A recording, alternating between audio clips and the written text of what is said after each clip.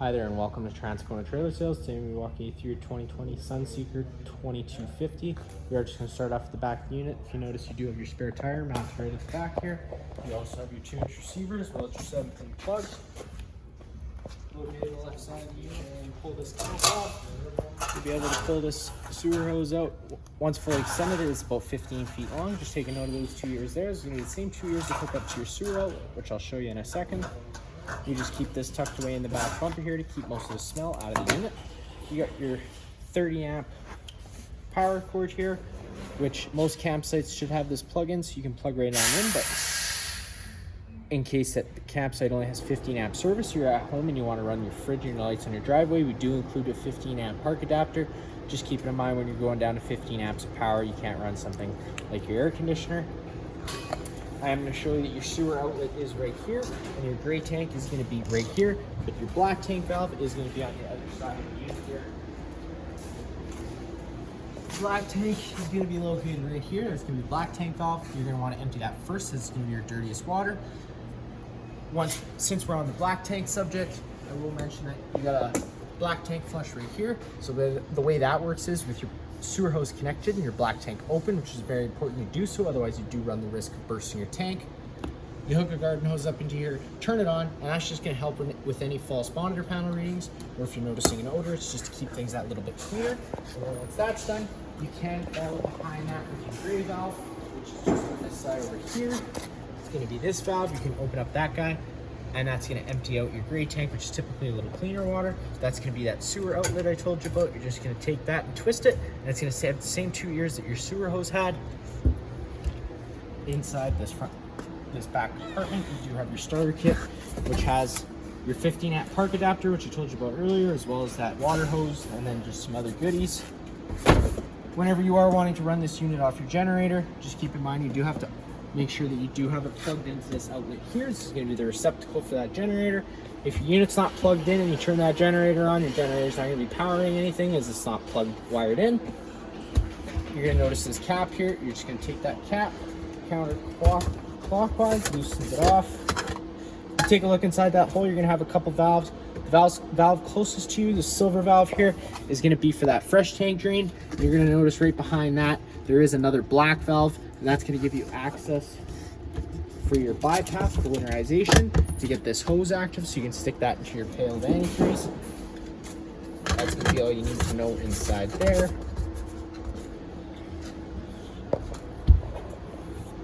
You get your fresh tank filled. The way that works is take this cap off, put your garden hose in there, fill it up. It's going to fill that fresh tank, and that's what your water pump draws off of. You get your city water connection. Put a garden hose in there, turn it on. It's going to pressurize all your lines without the needing to run your water pump.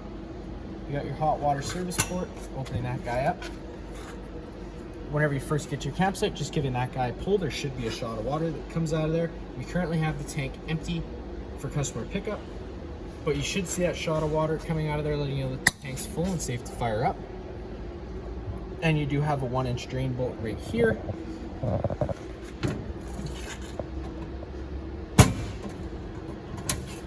This compartment, you're going to notice it's labeled propane. You flop that open, it's going to get access to your propane system. Turn this counterclockwise, it's going to open up the flow to the unit. You do have to make sure you do open up that valve all the way. One more ahead. You do get that generator panel. It's just really a service port for your generator. It's going to give you access to that air filter for that kind of thing, and then you're going to get your oil dipstick, and as well as a starting switch. There's a starting switch inside the unit, so I'll go over that one. The starting procedure when you get inside. One thing I do mention is if you're not running gas stabilizer inside your fuel, whenever you're done using your generator, try and crack that open a few turns. It's going to drain all the fuel that's inside the carburetor, and that just helps with the poor fuel quality we have these days with that, stopping that carburetor from getting all bunged up.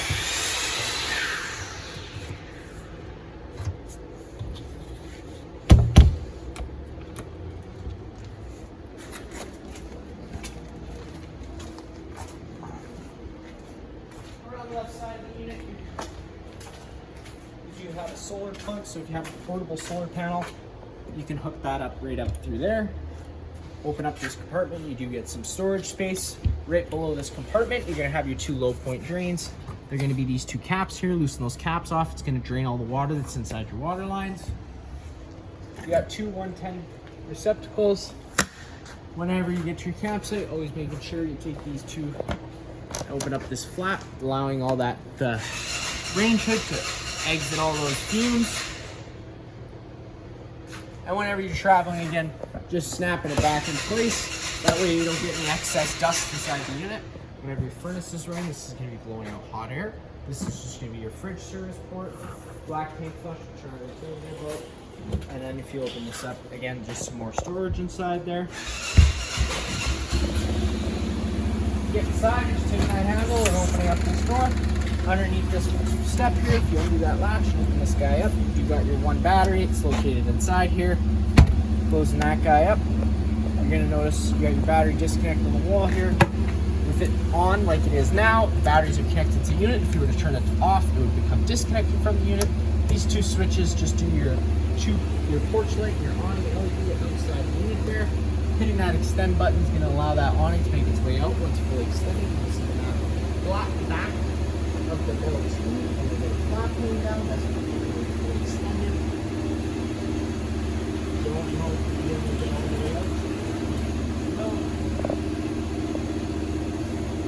So there you go, you got that little flap hanging down, and that back of the metal tube, so they're fully extended.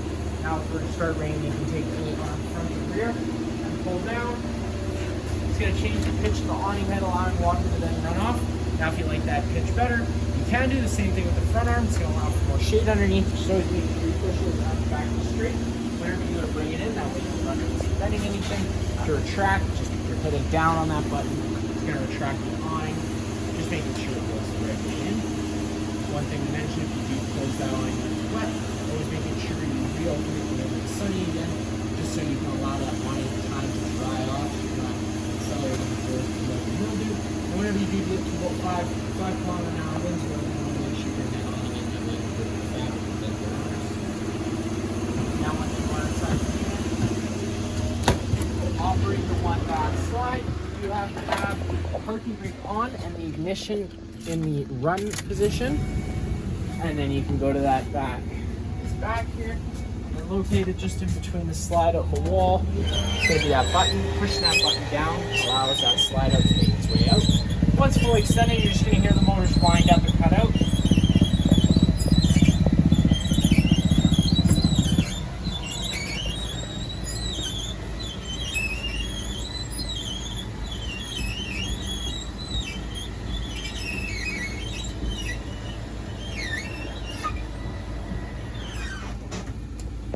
I'll just grab that key ignition quick so we don't put the battery down. All your light switches for the kitchen and the living room are just on this panel here. We'll come to this front bedroom space where you're going to find that TV on that swivel mount. Since it's on a swivel mount, whenever you are traveling, just being mindful to try and lock it into place. That way it doesn't go swinging anywhere when you're traveling. And that's just that top tab there, that top knob locks that into place, and if you loosen it, it'll obviously loosen and allow it to swing again.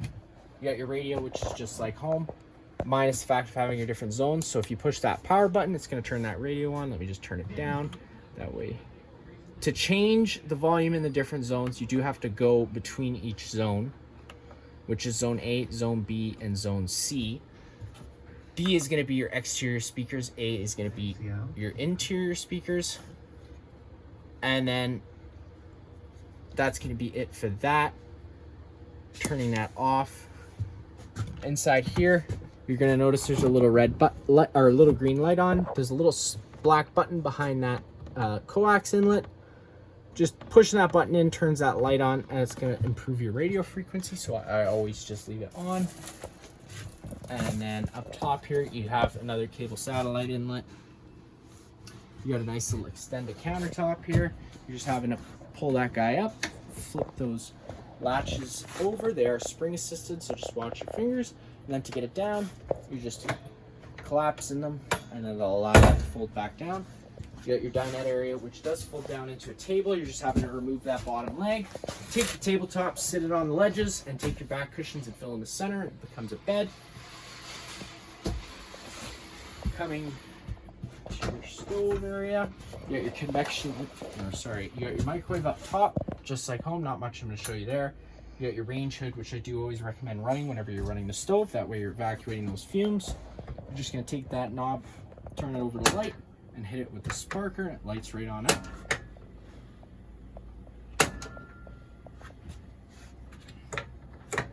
Always being mindful that if you do have the propane off for a while, you do have to purge it a little bit, so it can take a few minutes before it actually lights, because it just has to clear all the air out of the lines before the propane gets to it. And the same thing goes for the oven, turning it over to the pilot, pushing and holding that button in, hitting the sparker, and it fires right on up. Like I said, I had the propane system running earlier, so that's why it fired up so quick. Usually it can take a few minutes, but then you turn it up to your desired temperature and it fires right on up. You do just have to be a little patient with it. Folding that glass top down, just being careful because it's glass. Come to your fridge. You can either run this fridge on gas or electric, or you can have it on auto. So if you do have it on auto, this is going to be flush. That auto is going to be on, so it's going to first search for shore power. Once shore power is taken away, it'll flip over to gas. If you want to run solely on gas, you do just have to depress it, and it'll solely run on gas. If it doesn't fire the first time on gas, don't panic, especially if you haven't purged the system already. Just turn it back to auto and then try turning it back to gas and allow it to try relighting itself again. On switch on the top and opening it up inside. You have this little plastic piece here on this fin. The further you slide that up, like the sticker says, the colder it's going to get. Of course, always making sure it's latched in place properly before you go traveling. You're going to get access to your water or your hot water heater for winterization just by pulling this panel out of the way. You do just kind of have to, it's Velcro. The previous owner Velcroed it into place, so there's no screws. You can just pull it out. Unfortunately, I don't have enough nails to pull it out, but you get what I mean. You got drawers all around. Again, Velcroed. Some storage space. I'll mention, you have to manually slide the bed into place, and the bed does most of the time slide in when you go to bring that slide out in, but just so you can cause less wear and tear on the slide out, before you go to run the slide out, pull it in manually. That way you're not putting any extra stress on it. All the blinds in the unit are going to work the same way. They're just going to kind of sit where you leave them. So if you pull them down like so, they're going to stay there. One quick pull will allow them to retract back up. Light switches here are for the bathroom and the bedroom. You got your sink with hot and cold water. Main GFI plug right here. You got test on the bottom, reset in the middle. If you ever have an outlet that doesn't work, that would be the first place I'd check. Right down below, you're going to have your main fuse and breaker panel. Whenever a breaker trips, it's going to sit in the middle, so you do just have to turn it off and then back on again to reset it.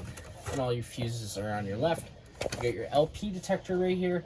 Propane's heavier than air. If this guy ever starts going off, you are just going to want to turn off the main supply of propane to the unit, open up some windows, and ventilate it out a little bit. TV backer on the wall, as well as some plug-ins, as well as a coax in case you were to want to mount a TV in the bedroom. Thermostats on the wall. Hitting that on button is going to turn you on to your last setting that you had it on. It's currently on cool or on high. You can change that the fan speed just by pushing the button. You can run it on auto as well, and then it'll pick which speed is best based on what the thermostat's set to. And then of course you can run it through your different options just by hitting mode. So you got dry, which is like a dehumidify mode. It's going to try and take as much moisture out of the air as possible. And then of course fan, which is just moving air around with that air conditioner, no cooling involved. And then if you got to heat, it would fire up the furnace. The air conditioner, whenever you are running it, you can either run it with these louvers open, in which case it's going to dump all its air into the main living space, or you can close them and it'll move all its air through the ceiling ducting you see we have throughout the unit. And the furnace does move its air through all the floor portals you see we have around. Inside the bathroom, hot and cold water at the shower. You do have an overhead fan in here. You just gotta crank that up Notice that you do get to open up into the atmosphere. So if it were to start raining, of course you have to close it unless you bought a max air cover from our lovely parts department. If you call, they can get you a quote for that. If you got that max air cover, it'll allow you to run this fan whenever it's cold, hot, raining or not. And then just to close it is just the opposite way, and the switch right here to turn it on and off. And there's also a switch on the wall.